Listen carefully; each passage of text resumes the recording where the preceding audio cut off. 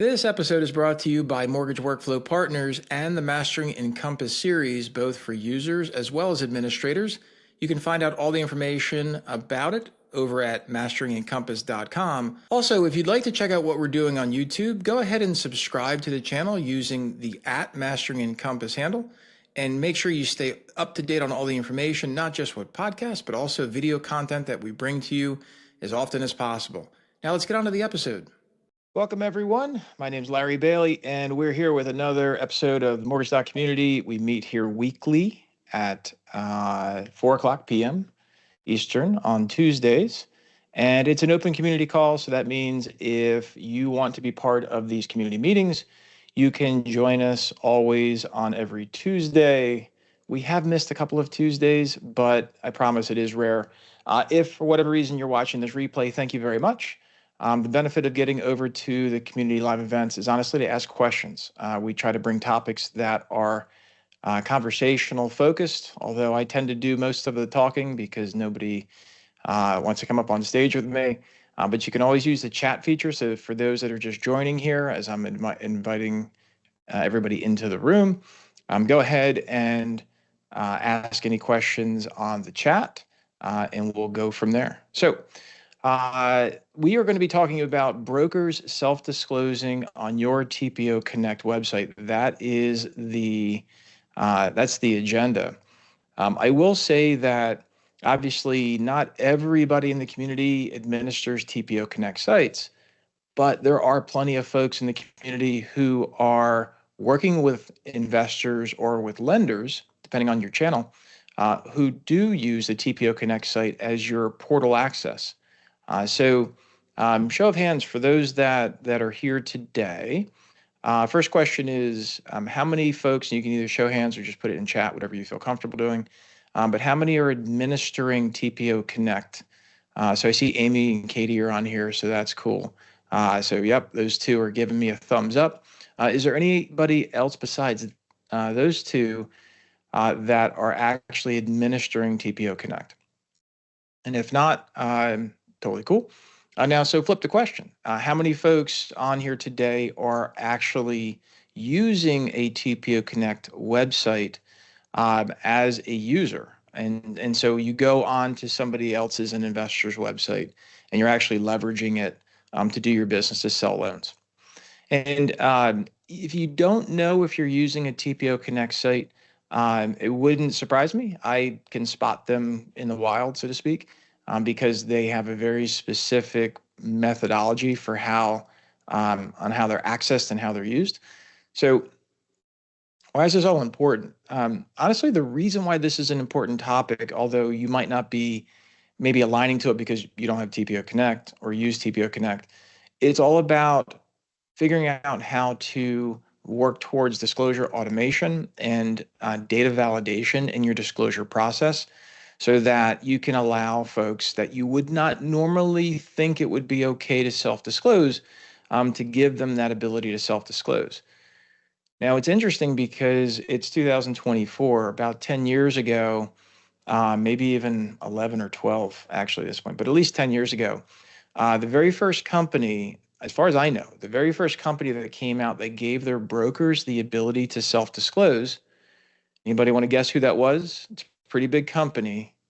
They go by 3 letters. Nobody's guessing it. So United Wholesale Mortgage, UWM. And UWM came out with their own website and with technology that was honestly, at the time, like crazy. Like, who would let brokers self-disclose? Like, the complications that could arise, the technology that was needed at the time, the workflows that honestly didn't exist. You still had some people on paper. So it was a crazy kind of time for UWM to come out with brokers allowing them to self-disclose. And so here we are 10 years later talking about this. And what's funny is it's still a big problem. Most companies, it isn't the technology that provides the opportunity to allow someone to go to your website and pull down disclosures. Like, that's no big deal. Anybody can request a set of documents. It's the data in the document, right? It's the data validation that's usually the problem. And so one of the things that I try to talk to companies that are implementing allowing TPOs to self-disclose on their TPO Connect site is I ask them, how are they making sure that the data that goes into the loan file is at a level that they're comfortable with? Now, obviously, I'm not going to give you compliance advice, right? That's not why I'm here. But I can tell you that it is very, very common for companies to, if they look at what the process is to produce these disclosures, and I'm going to walk you through this step by step here. It's the whole point of today's meeting. But they realize that actually they're maybe overreacting. Maybe they're a little bit too stingy in getting those initial disclosures out. Naturally, there's things that we can't screw up on, right? We cannot screw up on transfer tax. We cannot under-disclose fees based upon the scenario provided. So we're going to talk about that. We're going to talk about how to work through this problem from a TPO perspective, because I want you to start thinking about a retail perspective. I want you to really start thinking about, why do I need a disclosure desk?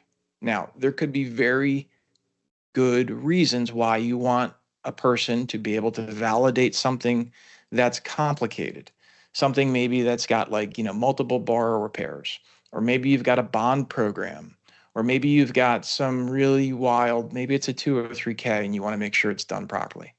So I'm not suggesting we can do everything, right? But if you go through your pipeline of not even closed, disclosed loans, chances are these are things that probably could have either been done by the originator, or in this case, we're going to go through the broker, or it could have been actually done automatically. And in prior community meetings, we've talked about using workflow rules to do automations. And of course, one of the results in an automation is to produce initial disclosures. For those that didn't get my post or didn't get the email from ICE not too long ago, earlier today, the version 24.3 is coming out, due to be released on December 7th. And there's about 100 pages of updates for TPO, for Encompass Web. And then there's updates also for TPO Connect. That thing's really light. It's only about 10 pages. And then you've got Encompass Desktop updates coming out with 24.3. I'm imagining Consumer Connect will be updated somewhere in the middle there too, maybe. But the bottom line is there are a ton of updates that are happening. Keep an eye out. I'll be doing walkthrough videos on all these release notes here this week. I'll get them out hopefully over the weekend, if not beginning of next week. And I'm going to walk you through that information. There's bound to be plenty to talk about when it comes to workflow engine updates and input forms and how they're behaving. A quick glance at the release notes. If you haven't already, you're going to be able to access Encompass Web features through Encompass Desktop. And this speaks to really ICE's methodology of making sure that you've got the right tools for where you need them to be the most successful in your workflow. All right, so let's get into actually how do we get here. I'm going to share a screen, and I'm going to share a project that I completed beginning of this year. I don't know if anybody knows First Community Mortgage or a mortgage boutique. Some truly awesome people. If you're looking for, by the way, plug for them. If you're looking to partner with a wholesale lender or correspondent lender, and you don't know who a mortgage boutique is, give them a shout. Alan Michaels and I, and one of his daughters, Marissa and I, well, Marissa, I've known only recently, but Alan and I actually got into knowing each other back in '93. Like, it's really, really old stuff. And he was with Cardinal for a while, but anyway, he's doing some great stuff over at First Community. And what happened here was these guys were on another platform, doesn't matter who, they were on another platform. And I got the call at the end of last year, and it was like, hey, can you help us with TPO Connect? And we also need to make sure our brokers can self-disclose. I said, sure, let's go for it. And so what I'm going to do is I'm going to walk you through the steps how we do it here on TPO Connect. And I want you to be thinking about, if you don't do wholesale or TPO Connect, totally fine. But I want you to put this frame of reference in retail, and I'll do some call outs here. So naturally, the logging in, let me just go ahead and log in into here, and I'll bring you into a test file. The settings on here for TPO Connect to be able to enable uh, disclosures are very, very similar to what you'll see in your desktop settings. So I'm just going to go into this Andy America file. And again, forget about the UI for a second. All I want you to focus on is the actions, is the workflow, right? Workflow before technology. And so when you're in a retail file, you're going to be obviously ordering credit and running AUS. In a non-retail situation, you have to be able to make sure that TPO has the ability to re-import, especially if it's a file that is going to be running DU or LPA on your TPO Connect site. So this is important to make sure that you've got lined up properly with your credentials, et cetera. And what's also important is making sure that you control the workflow. So as an example, if for some reason the client comes down and just wants to send disclosures right away, they haven't re-imported their AUS, they haven't or reissued their credit, they haven't imported liabilities, they haven't run AUS, they haven't gone and gotten their fees yet, all that other stuff, you're going to get all kinds of errors in here. When you click that send disclosure button, you're going to get a whole bunch of required fields in here that's going to put them into a never-ending loop. And it's an important thing I want to talk about first, because you have to know the workflow and you have to know what they're not taking care of before they get here. So when you come in to sending disclosure, I'm going to start at the end first. Gang, this is if you haven't done one-time passcode yet, this is what it's going to look like for you sending disclosures through one-time passcode, where you're able to go through these 4 steps, and you pick your plan code, and you click next, and it's going to go through a loan audit. So what's happening on TPOC right now is the thing that we want to happen inside of Encompass. We're not only running a data validation audit, but we're also running a compliance Maven audit on the file. And if there are any problems, we'll get these either recommendations or we'll get these requirements. And so that will come in, and they'll have to manage these things accordingly. And if everything's good, they can go ahead and click next.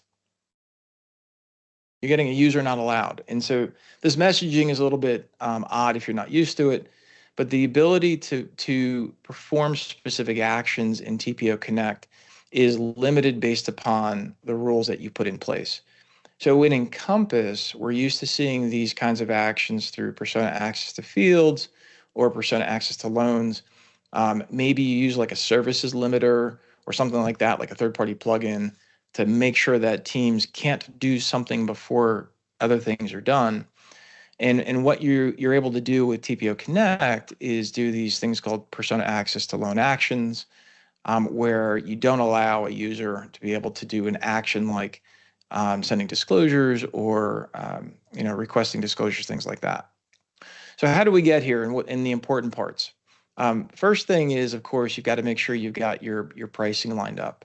So in this environment, this is tied into Optimal Blue, and the user would go out once they click on request pricing to go out to the OB site, do some work, and then have it come back. One really important feature that's always important to talk about, whatever PPE you're using, is if the user does not lock. So what happens on a float? Now with OB and TPOC, in case you didn't know, if it's a float, it's not my ideal situation, but the loan information does not get updated from an OB float. So if you're using Optimal Blue and you're thinking about getting into TPO, keep that in mind. If you're using other PPEs, just make sure that you've vetted exactly what happens on a float, not only for TPO business, but also for retail business. There's some other PPEs out there besides ICE PPE and besides Optimal Blue that are new on the market, and you definitely want to make sure you check with them on how your Encompass loan file gets updated on a float. So once you have that done, it'll make more sense. Next thing, of course, you have to have is fees. Now, the good news is on TPOC, you've got more than one option. So you've got Closing Corp, which has been here from the beginning. That's what this is mapped to. And now you've got other options as well. You can check with your vendors on that to see who's currently enabled for your fees. And so if we come in and we select, we can see some service order history over here from the provider, the record that is there. When you click order service, just like you would in EPC. So, right, if this doesn't feel like EPC to you, then you're not using it often inside of desktop or web for retail. So once we're in here in TPOC, we're going to click order fees, and this is going to spin up the UI for the fee engine that we're using. Again, in this case, it's Closing Court, Smart Fees. And so in here, you can configure, additional file data and questions that need to be answered. If you've never used Closing Corp or Smart Fees, this might look unfamiliar to you, but the TPO can come in and adjust what you allow them to based upon what needs to be done in here. We're going to continue to fees. And so what's really important on this is, again, the validity of the data. So if we go ahead and export these fees back to Encompass, and then if we just simply allow our teams to update those fees errantly, right, that reduces the quality of the data, that reduces the quality of the assurance of what they did is going to be reliable for those disclosures, especially for something like transfer tax or some other fees that are not easily changeable if there's not a valid change circumstance. And so that will go ahead and export back into Encompass, give you a little positive message over here of success. Can then come in as a TPO and you can update your 2015 itemization. So this is where all the information will come back in. I'll go down to this section. So what's super nice inside TPOC is you can allow or disallow users to modify these labels if you want, or these fees if you want, add additional fees, etc. This is also where, again, as TPO, you can change between borrower paid and lender paid manually here. That's if it's floating. If it's going to be locked, obviously that's going to be chosen from your product and pricing engine in terms of what comes back. And once you have all this information in here at this point, you should really be thinking to yourself as you're sitting there watching me as I go through this, you're like, okay, well, what about the 1003? What about all the other disclosures? What about the home counseling? What about the settlement service provider list? What about the state-specific disclosures? You guys are mostly admins on here, right? And so you're probably, if you're not already thinking about that, you at least should be. And the reality is, when we go through the configuration, the home counselor, when you come over to send disclosure, the home counselor is actually running up here. It was one of the first things that you got automated home counselor. This actually was here before it went into admin tools. So as a reminder, if you haven't enabled that in your admin tools to run home counselor, go ahead and do that.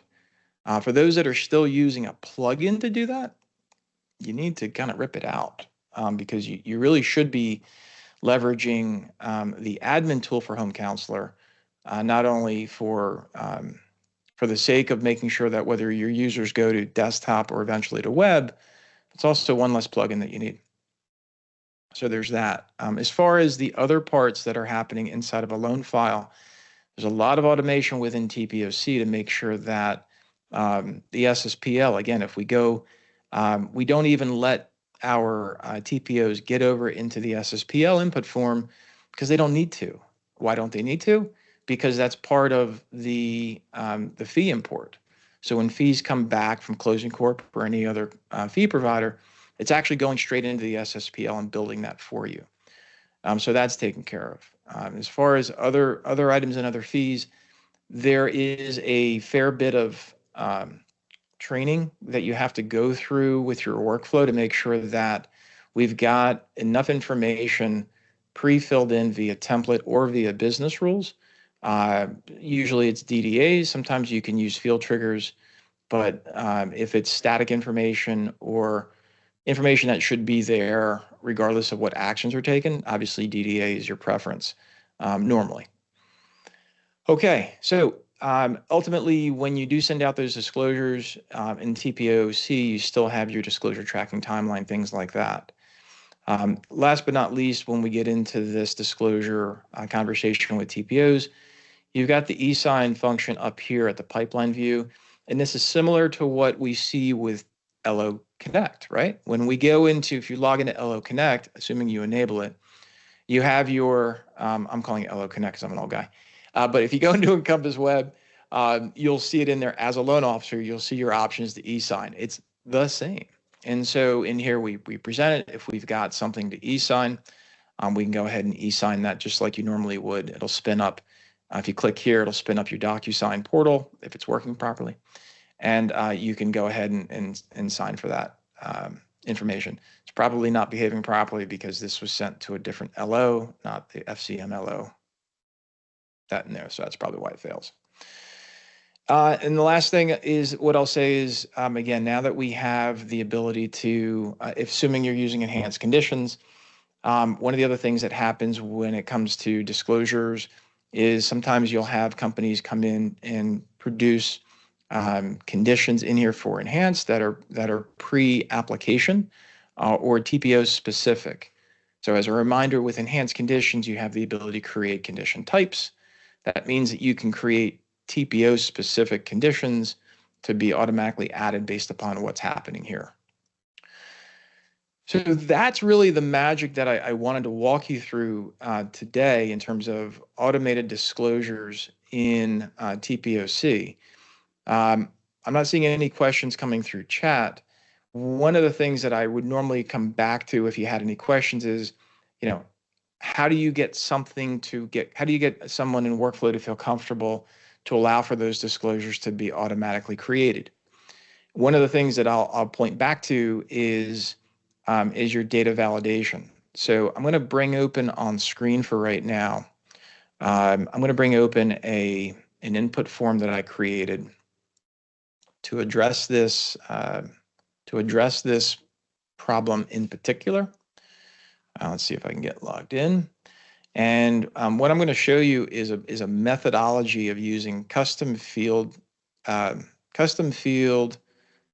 calculations to go and make sure that you've got enough information in that loan file to give you a pass. And if it doesn't give you a pass, to tell you why it doesn't give you a pass.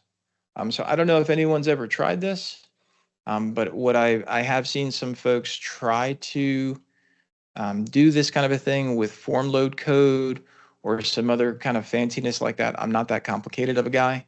I'd like to use custom field calculations. And so if we go into, as an example, if we go into this quick qual, which I've shown publicly before, but this initial disclosure review, this is the kind of methodology that I'm talking about. So for yourselves as admins, as you're building it out, or as decision makers for your business, this kind of methodology can help you get to the ability to allow your company to produce the files that meet the requirements that you're looking for. This is also a methodology that I found to be helpful for companies that can't quite put their hands around the comfort level to allow for certain loans to be either disclosed by a sales team or disclosed in lights out, meaning that once something happens, the disclosures will automatically go out to the borrower via workflow engine. So behind all this, these are just kind of the results, but there's all kinds of custom field calcs going on behind here.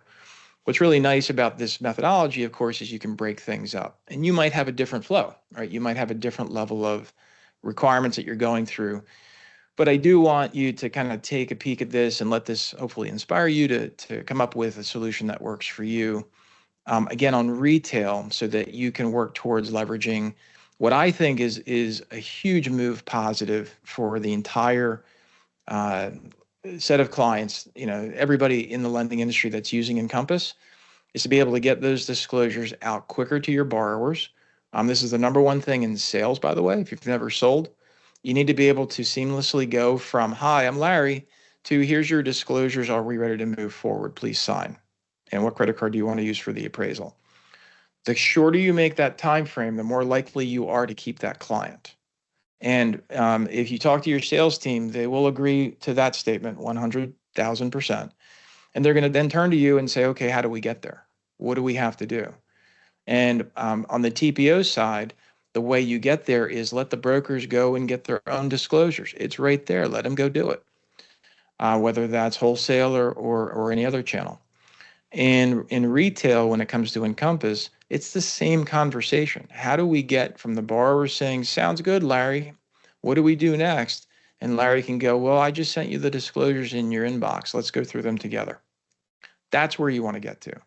And that was the whole point of today's conversation was, I know it was focused in on TPO because I felt it was just a good way to do it. I don't think it's talked about enough on honestly how powerful TPO Connect is.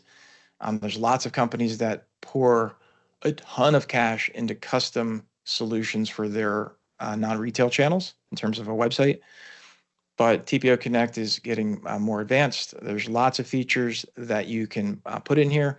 If there's anything I can ever do, or if you know anyone that I can help them with their TPO Connect site, we've got more people here at Mortgage Workflow Partners than myself who actually help on those projects as well. So there's that, and then also on with Encompass, obviously, if you need if you want any conversation about how this works or how to get you and your company working into using enhanced conditions or using disclosures, especially if they're automated, to help shorten that sales cycle to get more borrowers into your pipeline quicker.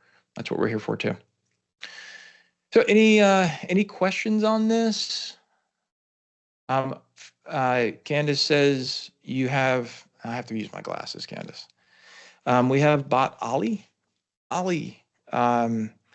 It took me a bit to get used to the idea of an auto disclosure, but the bot only sends disclosures from what it sees in the own pipeline. Yeah, so you have a bot, which is you mean like an outside piece of software that you have crawling into Encompass to open the file and do things? Yeah. See, and so there's that, and then there's other third-party companies that have like automated initial disclosures. It's just rules, guys. It's just rules. And so the Ollie bot thing for Candace, has a set of rules that it has to follow, and you're screwed if the UI changes. Like if anything changes in that process that Ollie was programmed for, you're totally screwed. Ollie's dead. And so if you have bots and you have these other third parties, you already have what you need. You have the skeleton of what you need to do it on your own. And I'm just going to, kind of strongly encourage that you really explore, no matter what you spent on Ollie or what you spent with any third party for this technology, you got to use what you already pay for in a meaningful way. And I would challenge anybody here today or listening to this replay, challenge me where where Encompass falls short to be able to get those disclosures out to you. Because chances are what you're requiring to be done up front is great, but it's probably not really required. It's probably only there because of loan quality issues that you have, which is a whole nother workflow problem. Or it's something that was needed in the past, no longer needed, meaning that something got changed in workflow or something got changed in regulations. Or your company decided to handle those risk situations differently than worrying about initial disclosures. But great feedback, Kenneth. Yeah, bots were a thing. Bots obviously still are a thing with some companies, but a bot should be the last thing that you turn to. API first, SDK second, especially because it's being deprecated sooner or later. And then bots, or RPA, another word for bot is robotic process automation. Bot is the very last choice because they're extraordinarily fragile. And they're hard to maintain, and they're expensive to build. Cool. That's all I got for today. Anybody have any last questions before we break? Today's been awesome. Hopefully it's been valuable for you. We'll update November's and December's timeline coming up. We've got some really exciting news to share soon about what we're doing and trying to help you be a better administrator and a better user of Encompass. So stay tuned for that. I don't see anything, so I will let you guys get back to your day. Have an awesome rest of your day. Thanks for coming. We'll see you now. Bye-bye.